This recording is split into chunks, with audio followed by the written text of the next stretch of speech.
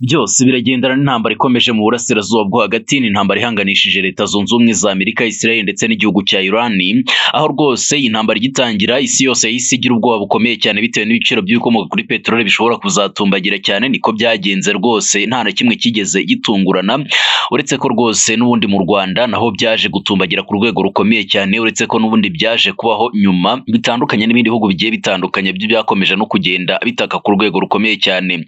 Muri kano kanya ntago nshaka kuza kugaruka kuri izo ngaruka hirya no hino ku isi, ndashaka kwibanda cyane ku gihugu cy'u Rwanda.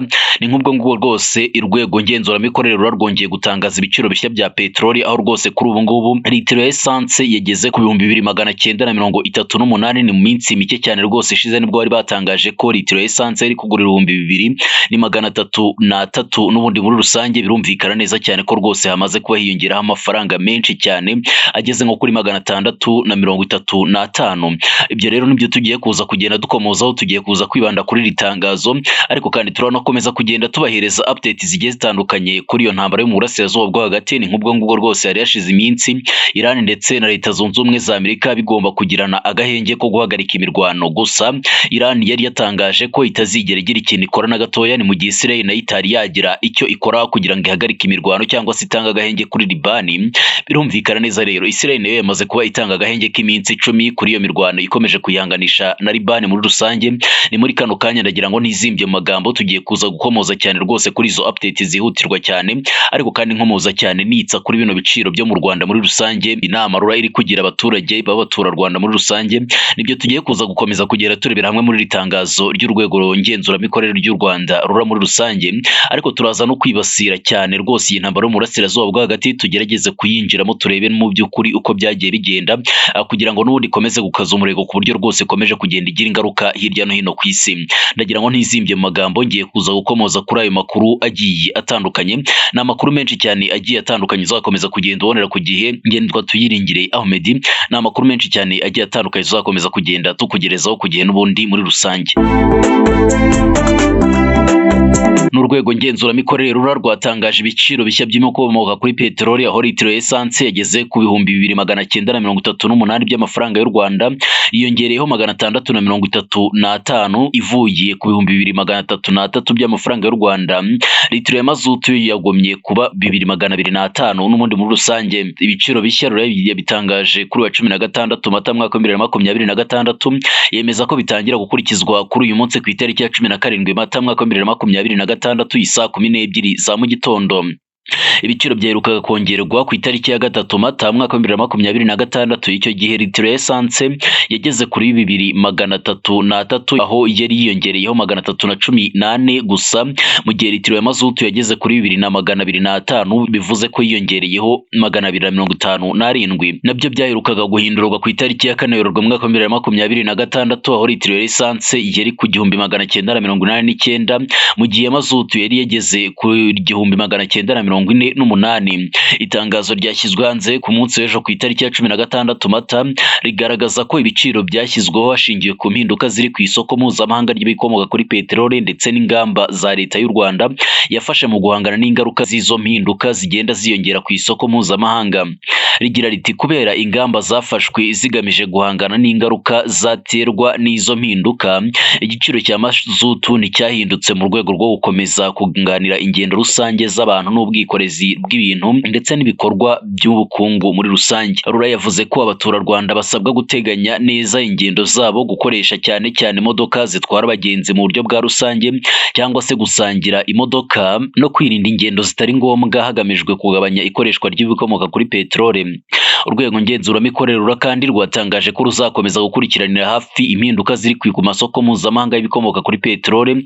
Ni mu rwego mpuzamahanga ndetse no mu karere muri rusange, kugenzura itangwa rya serivisi zinoze ndetse no kugeza ibikomoka kuri peteroli mu gihe ibihugu hose. Intambara ya Amerika, Israel ndetse na Iran imaze ukwezi n'igice itangiye, niyo ikomeje gutuma ibikomoka kuri peteroli bizamuka, kuko byatumye Iran ifunga umuhora wa Rumuzi unyura mu 20% by'ibikomoka kuri peteroli bikoreshwa ku isi hose buri munsi.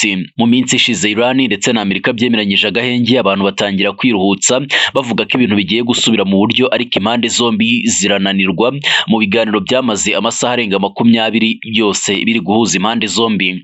Nyuma y'uko ibihugu binaniwe kumvikana ku bijyanye no guhagarika intambara, ibiciro bya peteroli byahise bizamuka birenga 100, ubwo ndavuga amadolari 100 ya Leta Zunze Ubumwe za Amerika. Ubwo amasoko y'ingufu yongeraga gufungura ku itariki ya 13 Mata ku mugabane wa Aziya, igiciro cya peteroli idatunganyije kizwi nka Brent crude oil cyazamutseho 8.5 ku ijana kigera ku 102.37 by'amadolari ya Amerika.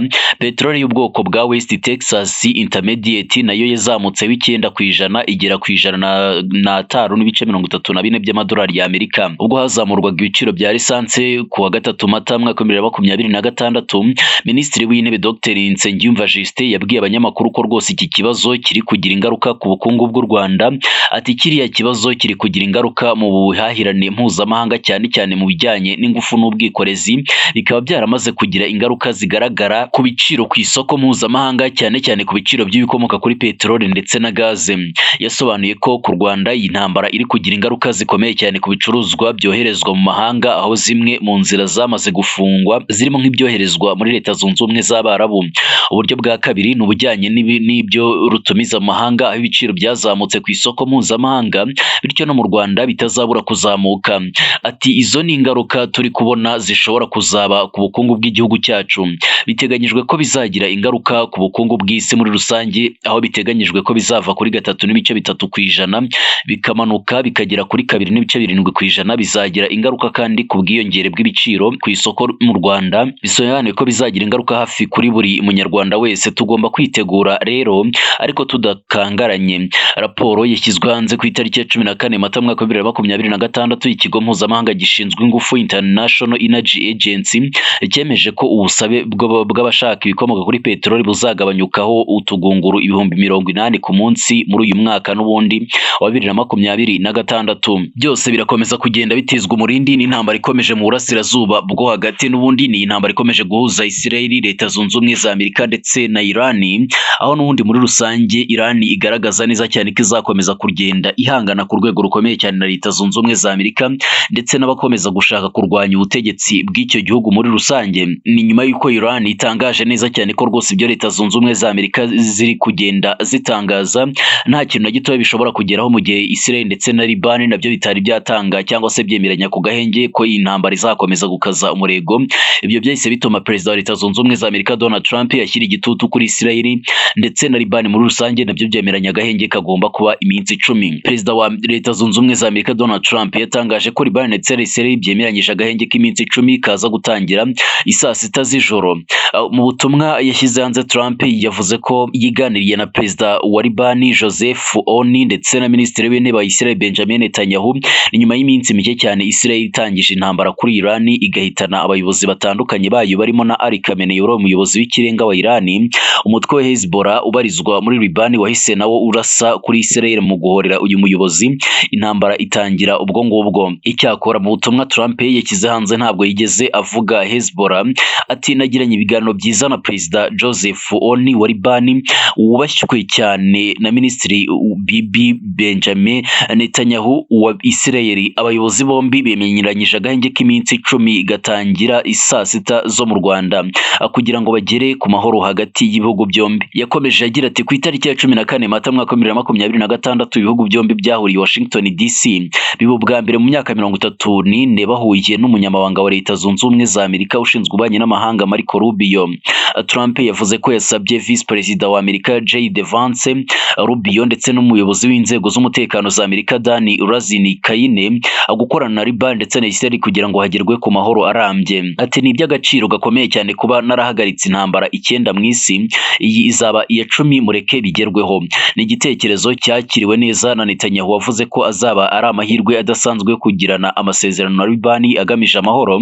Yavuze ko no kwambura intwaro Hezbollah biri mu by'ibanze Israel izasaba mu biganiro biri imbere. Icyakora agaragaza ko ingabo za Israel zizaguma mu majyepfo ya Liban nko mu birometero 10 mu gukumira ibitero byagabwa n'abashaka kutubahiriza agahenge. Ku rundi ruhande Hezbollah yavuze ko agahenge gakwiye kurangwa no guhagarika ibitero bya Israel mu bice byose bya Liban. Iki cyemezo cy'agahenge kandi cyishimiwe na Minisitiri w'Intebe w'intebe wa Libani Nawaf Salamu wavuze ko rwose ari icyemezo bakunze gusaba kuva intambara yatangira. Imibare ya Minisiteri y'Ububanyi n'Amahanga muri Libani igaragaza ko kuva intambara yatangira ku wa 2 Werurwe mu mwaka wa 2026 abagera ku 2200 bamaze kwigwamo n'ubundi muri rusange b'abanyalibani. Ngana ku musozo mbabwire ko Perezida wa Leta Zunze Ubumwe za Amerika Donald Trump n'ubundi yatangaje ko ni mu gihe cya vuba cyane ngo intambara bahanganyemo na Iran izaba yarangiye kubera ibikorwa bitangaje ngo byitezwe mu minsi mike cyane iri imbere. Amerika yakomeje gufunga inzira ku bwato buturuka ku byambu bya Iran bugana mu nzira ya Hormuz. Iran na Amerika biteganyijwe ko bizasubira mu biganiro muri Pakistan, ndetse Vice President J.D. Vance yavuze ko hari icyizere cy'uko noneho hari ikizagerwaho arebye aho ibintu bihagaze, nubwo ibiganiro byamaze amasaha 21 byarangiye ku itariki ya 12 Mata nta kintu na gito kigezweho. Trump yabwiye ABC News ko mu minsi iri imbere hategerejwe ibikorwa bikomeye cyane. Ati ndizera ko mugiye kubona iminsi ibiri y'agatangaza. Abayobozi bo muri Pakistan, Iran ndetse n'ibindi bihugu byo muri aka gace byavuze ko rwose ibiganiro bishobora gusubukurwa muri iki cyumweru. Trump yavuze ko rwose yumva bidakenewe ko bongerwa agahenge kashyizweho k'ibyumweru 2 kuko ngo yumva intambara ishobora kurangira vuba cyane. Ati ndatekereza ko ishobora kurangira vuba, izarangira vuba ahangaha. Kuva ku wa mbere hatangira ingamba zo gufunga inzira y'ubwato buva cyangwa se bujya muri Iran bunyuze mu nzira ya Hormuz, hamaze guhagarika ubwato 8 bufite aho buhuriye na Iran. Amerika yifuza ko Iran izibukira gahunda yayo gukora ingufu za nucleaire mu buryo bwose ikenera, ikanerekana ubushake bwo kutazongera kugerageza gutunga intwaro za nucleaire, ariko Iran ntibikozwa. Intambara yatangiye ku itariki ya 28 Gashyantare mu mwaka wa 2026 yafunze inzira ya Hormuz inyuramo 20% by'ibikomoka kuri peteroli bikoreshwa ku isi, bituma ibiciro byiyongera cyane kugeza hafi hose kwikuba n'inshuro hafi 2 hirya no hino ku isi n'ubundi muri rusange. Ndagira ngo ntizimbye mu magambo mbashimire mwakoze kubana natwe 5 kuri 5 muri aya makuru yihutirwaga cyane. Ni amakuru menshi cyane agiye atandukanye muzakomeza kugenda mubonera ku gihe 5 kuri 5 n'ubundi muri rusange.